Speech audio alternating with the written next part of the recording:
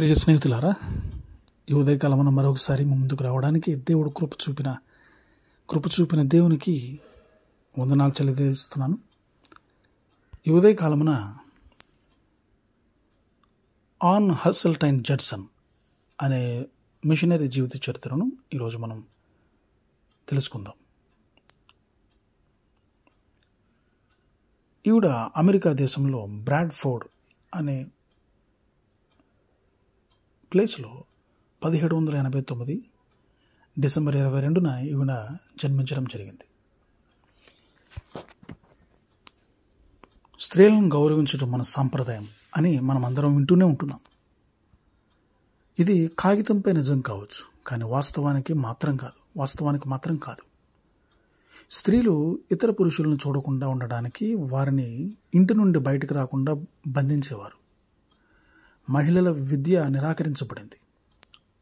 ఒక స్త్రీ యొక్క భర్త చనిపోతే ఆమెను కూడా సతీసాగమనం పేరిట అగ్నిలోకి నెట్టివేసేవారు. ఇలాంటి అనేక దారుణమైన చర్యలు మహిళలపై జరిగాయి. ఏదేమైనా కానీ ఈ పరిస్థితులను మార్చడానికి దేవుని సేవకులు తమను తాము సమర్పించుకోవడం ద్వారా వారి పనిని వేగవంతం చేశారు. ఈ సేవకుల నిరంతర కృషి వలన మహిళల జీవితాలు మెరుగుపడి వారు అనేక రంగాలలో పురోగతి సాధించారు. జడ్సన్ గారు విదేశాలకు వెళ్ళి మిషనరీగా పనిచేసిన తొలి మహిళా మిషనరీలలో ఒకరు. 1812వ సంవత్సరంలో ఆమె తన భర్త అయిన అదోనీరామ్ జడ్సన్తో కలిసి కలకత్తా చేరుకున్నారు. కానీ కలకత్తాలో జరిగిన కొన్ని ఊహించని సంఘటనల వలన ఆమె భారతదేశం విడిచి వెళ్ళవలసి వచ్చింది.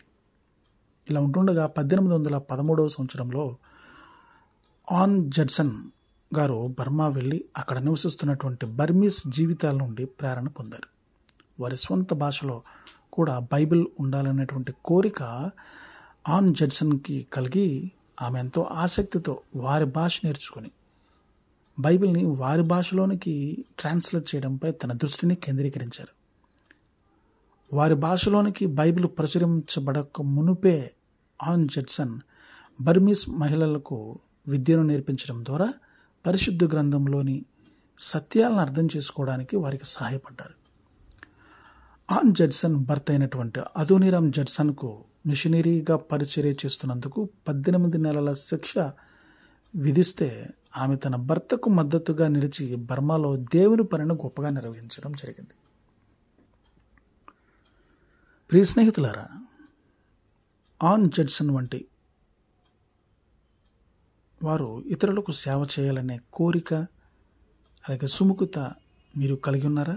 అలా కలిగి ఉన్నట్లయితే ఆన్ జడ్సన్ గారి యొక్క జీవిత చరిత్ర మీకోసమే.